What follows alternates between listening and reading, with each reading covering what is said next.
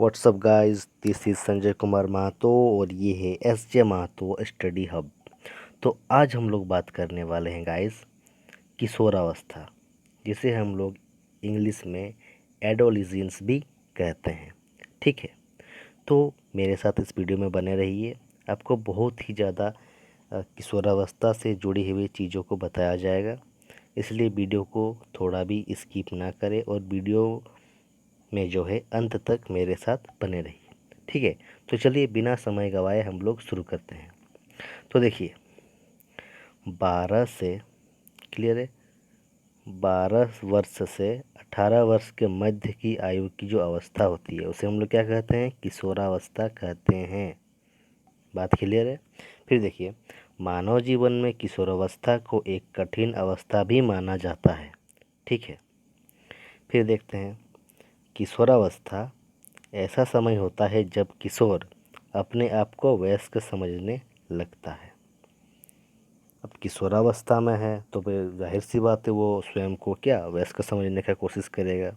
ठीक है, फिर देखते हैं किशोरावस्था में बच्चे अपने समकक्षी वर्ग के सक्रिय सदस्य बनते हैं।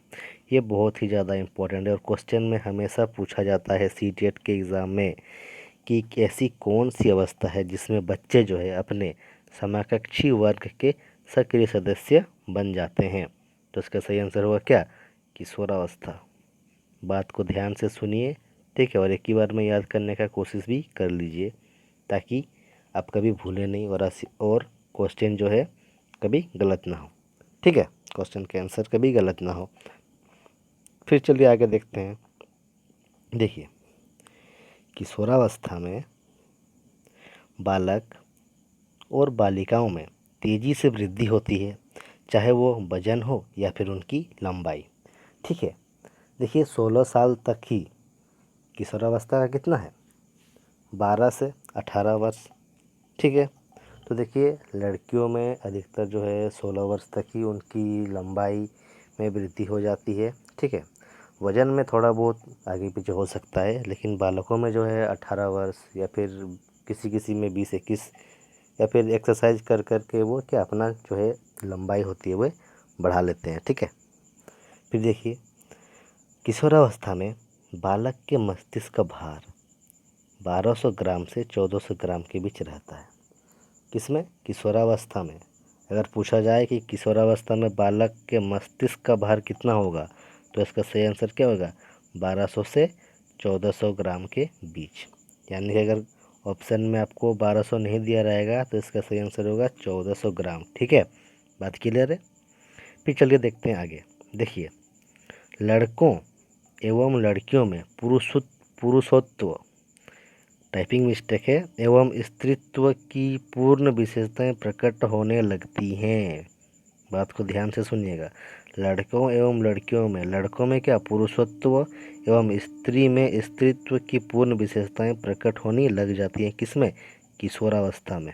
ठीक है, फिर देखिए बालक एवं बालिकाओं, ठीक है, बालक एवं बालिकाओं की शारीरिक बनावट में भी अंतर स्पष्ट हो जाता है। देखिए इससे क्या होता है, देखिए जब लड़कों में पुरुषत्व का गुण आ जाता है तो उसका शारीरिक बनावट भी चेंज हो जाता है। ठीक है, जैसे मान लीजिए लड़कों में दाढ़ियों का आना, ठीक है, उनका चेस्ट यानी कि छाती चौड़ा हो जाना, ठीक है, बाइसेप्स मसल्स आना बनना, धीरे धीरे उनका जो शारीरिक विकास है वो एक डेवलप हो जाता है। ठीक है, उसी तरह लड़कियों का भी है। लड़कियों का क्या उनकी जो आवाज़ होती है वो थोड़ी पतली रहती है। ठीक है, लड़कों का आवाज़ थोड़ा मोटा होता है, वही पतलियों का लड़कियों का पतली आवाज़ होती है। ठीक है, फिर हम लोग जैसे देखते हैं कि उनकी जो शारीरिक बनावट होती है, क्या लड़कियों का जो वक्ष स्थल होता है उसमें थोड़ा उभार आ जाता है। ठीक है, उनका कमर थोड़ा चौड़ा हो जाता है, वगैरह वगैरह चीज़ है जो इनकी शारीरिक बनावट में अंतर को स्पष्ट करता है। क्लियर है। फिर चलिए देखते हैं आगे। देखिए अपनी ज्ञानेंद्रियों का पूर्ण उपयोग करना सीख जाता है। अपनी ज्ञानेंद्रियों का यानी कि अपने 5 ज्ञानेंद्रियां जो हैं इनका जो है पूर्ण उपयोग करना वो बालक किशोरावस्था में ही सीख जाता है। ठीक है, फिर चलिए देखते हैं आगे। देखिए किशोरावस्था में बालक की स्मरण शक्ति, ठीक है, उसकी जो स्मरण शक्ति यानी कि सोचने समझने की शक्ति होती है, याद करने की शक्ति, उस क्या उनके तर्क वितर्क एवं सूझबूझ पर निर्भर करती है। सही बात है। फिर देखिए, अमूर्त चिंतन करने की क्षमता विकसित हो जाती है। ये बहुत ज़्यादा इम्पोर्टेंट है, अमूर्त चिंतन। देखिए, इसमें से क्वेश्चन आ सकता है कि किस अवस्था में बालकों में अमूर्त चिंतन करने की क्षमता विकसित होती है, तो इसका सही आंसर होगा किशोरावस्था। बात क्लियर है। चलिए अब देखते हैं आगे।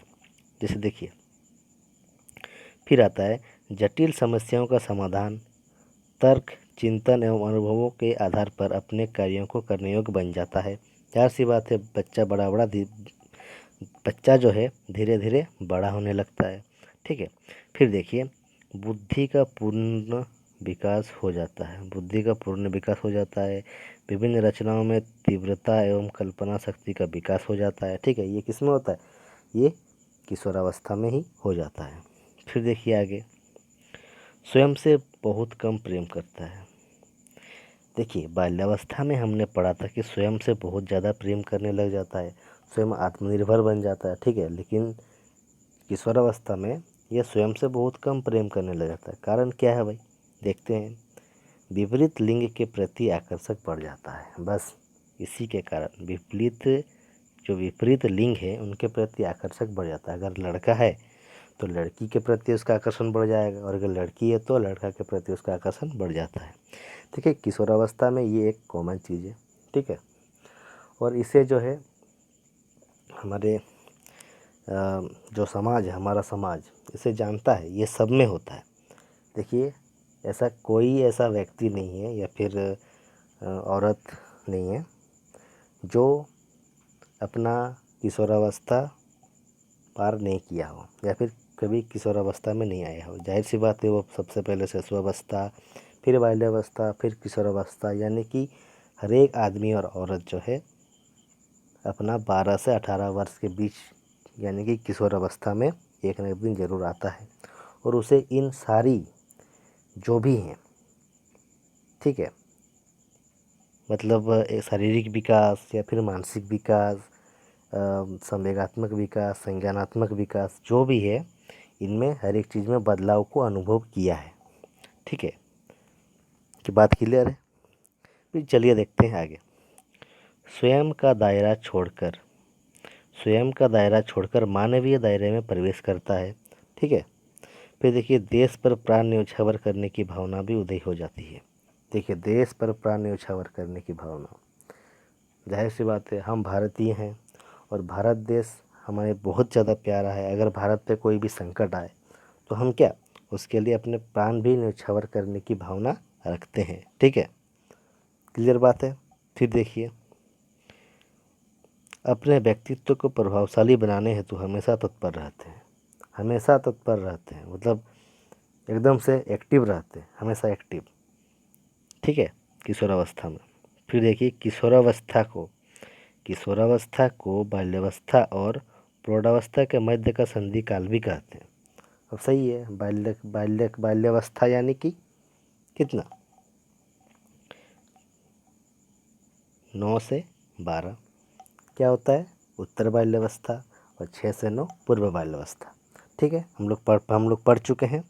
देखिए, बाल्यावस्था जो है 6 से 12 वर्ष के बीच होता है, और प्रौढ़ावस्था 18 से आगे, यानी कि किशोरावस्था जो है बाल्यावस्था और प्रौढ़ावस्था के मध्य का एक संधि है, जिसे हम लोग संधि काल भी कहते हैं। बात क्लियर है। फिर देखते हैं आगे। देखिए, बिग व हंट के अनुसार बिग व हंट ने क्या कहा था? देखिए, किशोरावस्था की विशेषताओं को सर्वोत्तम रूप से व्यक्त करने वाला एक शब्द है परिवर्तन। ठीक है, क्या है? किशोरावस्था की विशेषताओं को और सर्वोत्तम रूप से व्यक्त करने वाला एक ही शब्द है, वो है परिवर्तन। तो परिवर्तन क्या है, देखते हैं। परिवर्तन शारीरिक, सामाजिक और मनोवैज्ञानिक होता है, जो क्या किशोरावस्थाओं को परिवर्तन करता है एक अवस्था से दूसरी अवस्था में। बात क्लियर है। चलिए फिर देखते हैं आगे। आगे है हॉल के अनुसार। देखिए ये बहुत ही ज़्यादा इम्पोर्टेंट है और ये पूछता है ये दोनों, इसलिए इसको सही से देखिए, समझिए और याद करने का कोशिश कीजिए। ठीक है, हॉल के अनुसार क्या क्या हॉल क्या कहते हैं, देखिए हॉल कहते हैं कि किशोरावस्था बड़े संघर्ष, तनाव, तूफान एवं विरोध की अवस्था है। हॉल कहते थे कि किशोरावस्था जो है बड़े ही संघर्ष, तनाव, तूफान और विरोध की अवस्था है। कैसे, आइए समझते हैं। देखिए किशोरावस्था एक ऐसा समय है जब किशोर, ठीक है, किशोर अपने को वयस्क समझने लगता है और वो जो है मतलब, और वयस्क जो होते हैं उसे बालक समझते हैं। वो मतलब इसी परिस्थितियों में समायोजन नहीं कर पाता है। ठीक है, बच्चा जो होता है इसी अपनी एक परिस्थिति होती है जिसमें वो रहता है, इसमें क्या अपना समायोजन खुद का नहीं कर पाता है। ठीक है, उसके संवेगों और आवेगों में क्या है, परिवर्तन हमेशा आता रहता है। ठीक है, फिर उसके शारीरिक परिवर्तनों इतनी तीव्रता होती है, उसके शरीर की जो परिवर्तन होती है वो इतनी ज़्यादा तीव्र रूप से होती है जिससे वो समझ नहीं पाता, और क्या हो जाता है जिसके फलस्वरूप वो भयभीत हो जाता है, क्रोधित हो जाता है, चिड़चिड़ा सा हो जाता है। क्लियर है। फिर देखिए हमेशा किशोरावस्था के जो बालक होते हैं वे हमेशा क्या स्वतंत्रता चाहते हैं, परंतु परिवार के जो बड़ों की आज्ञा उसे उन्हें माननी पड़ती है, इसलिए वे दब जाते हैं। ठीक है, किशोरों को अनेक जटिल समस्याओं का सामना करना पड़ता है।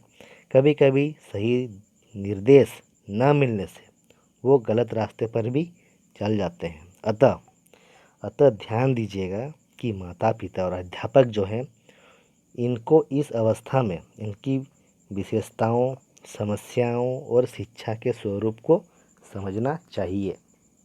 ठीक है, तो चलिए हम लोग अब समझते हैं कि किशोरावस्था की विशेषता क्या है। ठीक है, किशोरावस्था की समस्या क्या है और किशोरावस्था की शिक्षा का स्वरूप क्या होना चाहिए कि किशोरावस्था जो है अपने पथ से कभी भटके नहीं, कभी गलत रास्ता में ना जाए। क्लियर है, तो चलिए देखते हैं आगे।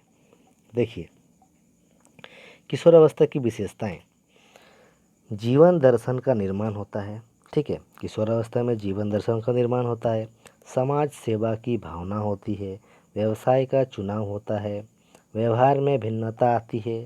ठीक है, अधिकतम मानसिक विकास होता है, तीव्र शारीरिक परिवर्तन होता है, स्थिरता एवं समायोजन का अभाव होता है, स्वतंत्रता और विद्रोह की भावना उत्पन्न होती है, काम शक्ति की परिपक्वता क्या बढ़ जाती है या फिर ज़्यादा एक्टिव हो जाती है। ठीक है, फिर देखते हैं किशोरावस्था संबंधी समस्या। देखिए असुरक्षा की भावना, किशोरावस्था में जो बालक होता है ना वो हमेशा असुरक्षित महसूस करता है कि मतलब कहीं मेरे से कुछ गलती तो नहीं हो रहा, कहीं हम कुछ गलत तो नहीं कर रहे। ठीक है, फिर देखते हैं धार्मिक रीति रिवाजों में अविश्वास, किशोरावस्था के लड़कों में जो है धार्मिक रीति रिवाज में क्या एक अविश्वास सा हो जाता है, क्योंकि वे हमेशा सुनते आते हैं कि भगवान ही सब कुछ करता है, फिर कुछ कार्य ऐसे होते हैं जो नहीं होते हैं तो वे किसको दोष देते हैं, अरे हम तो पूजा पाठ इतना किए थे ये काम नहीं हुआ, छोड़ो ये सब धर्म में सब झूठों का है, सब कुछ अंधविश्वास है, सब कुछ नहीं होता ऐसा। ठीक है, ये वो लोग क्या होता है एक विश्वास कर लेते हैं कि सब कुछ नहीं होता बोल के। फिर देखते हैं समायोजन की समस्या। अब हर कोई बालक समायोजन की समस्या से परेशान रहता है, मतलब वो जिस परिस्थिति में रहता है उसमें क्या सही तरह से वो समायोजन नहीं कर पाता है। ठीक है, फिर देखते हैं आगे। आगे है आत्मसम्मान और स्वयं को सिद्ध करने की समस्या। आत्मसम्मान की समस्या जो है बाल्यावस्था में सबसे ज़्यादा होता है और किशोरावस्था में धीरे धीरे कम हो जाता है। ठीक है, फिर स्वयं को सिद्ध करने की समस्या, यानी कि स्वयं को वो सिद्ध नहीं कर पाता है, उसे मतलब बहुत ही ज़्यादा असमंजस लगता है अपनी परिस्थिति में, उसे बहुत ही ज़्यादा मतलब हर एक तरह से उसके ऊपर जो है प्रेशर डाला जाता है। ठीक है, फिर देखते हैं पांचवा स्वतंत्रता संबंधी समस्या। किशोरावस्था में जो है बालक हमेशा स्वतंत्र रहना पसंद करता है, उसे कोई कुछ बोले नहीं, कोई कुछ टोके नहीं। ठीक है, उसका हर काम सही सलामत हो, बस वो यही चाहता है। ठीक है बात। फिर देखते हैं आगे शारीरिक परिवर्तन संबंधी समस्या, उसके शरीर में बहुत सारे परिवर्तन होते हैं जिससे उसकी क्या बहुत सारे समस्या भी उत्पन्न होती है। देखिए किशोरावस्था में बहुत सारे हार्मोन्स एक्टिवेट हो जाते हैं जिनके कारण उनकी जो शारीरिक परिवर्तन है वो बदलती रहती है और उन्हें बहुत सारी समस्याओं का समाधान भी करना पड़ता है। ठीक है, इसीलिए इसीलिए भी वे क्या शारीरिक परिवर्तन से की जो समस्या है उससे भी ग्रस्त रहते हैं। ठीक है, फिर देखते हैं मानसिक उलझनें। अब मानसिक उलझनें बढ़ेंगी ही।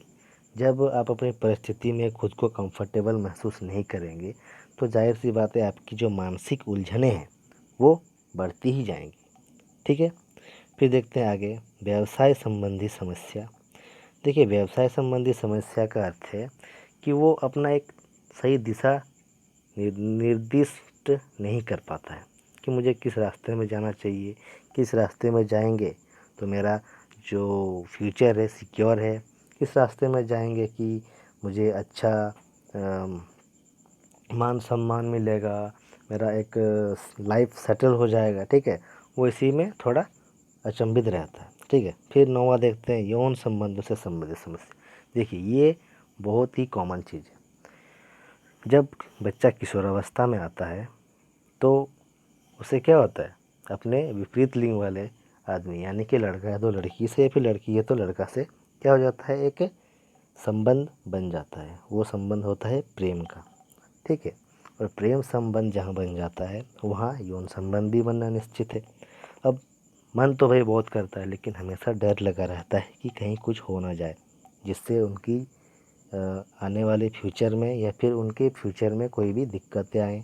ठीक है, बस यही समस्या है यौन संबंध से संबंधित समस्या। फिर देखते हैं आगे, चलिए किशोरावस्था में शिक्षा स्वरूप कैसा होना चाहिए कि उनका विकास कभी रुके नहीं, कभी वे मार्ग से भटके नहीं और हमेशा सही रास्ता चुने।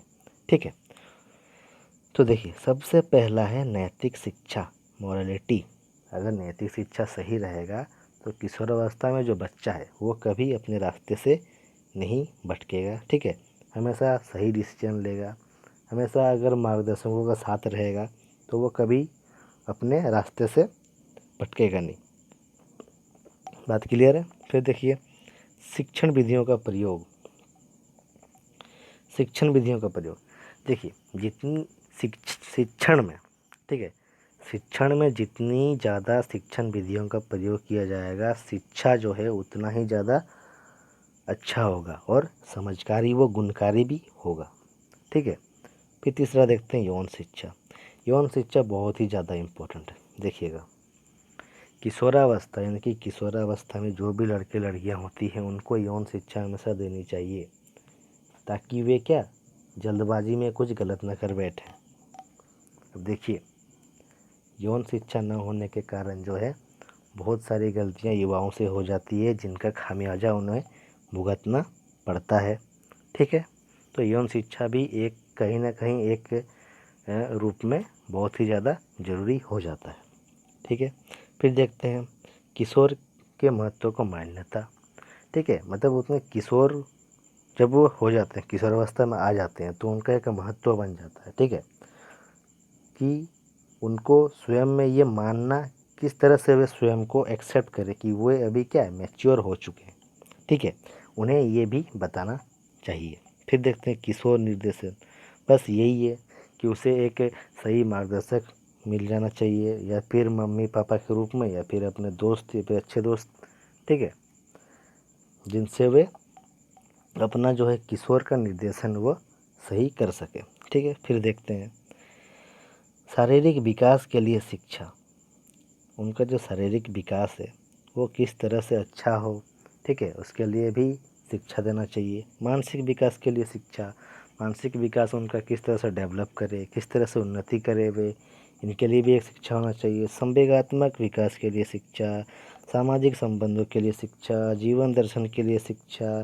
ठीक है, और व्यक्तिगत भिन्नता के अनुसार शिक्षा, ये सभी जो है बहुत ही ज़्यादा इम्पोर्टेंट है।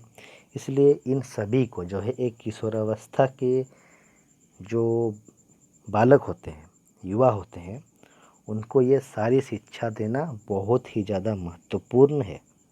ठीक है, तो किशोरावस्था से जुड़े जितनी भी जानकारियाँ थी आपको इस वीडियो के अंतर्गत मिल चुकी हैं। ठीक है, अगर वीडियो अच्छी लगी हो तो प्लीज़ सब्सक्राइब, लाइक, शेयर और कमेंट ज़रूर कीजिएगा। और एक बात, सीटेट 2021 जो है 1 अक्टूबर से शुरू हो चुका है, इसलिए इंटरेस्टेड स्टूडेंट्स अगर कोई करना चाहते हैं क्लास तो आप कमेंट को माध्यम से हमारे साथ जुड़ सकते हैं। ठीक है, और भी जो अभी नई पीढ़ियाँ जो आ रही हैं इसके अकॉर्डिंग मैं आपको और एक वीडियो प्रस्तुत करूँगा, तो आप मेरे साथ बने रहिएगा। ठीक है, और जो मेरा नेक्स्ट वीडियो आने वाला है जीन पियाजे, वाइगोत्स्की, लॉरेंस कोहलबर्ग, इन सब के रिलेटेड मैं भी वीडियो लाने वाला हूँ, तो मेरे चैनल में बने रहिएगा आप लोग। तो चलिए, आज की क्लास यहीं पे समाप्त होती है। Over and out.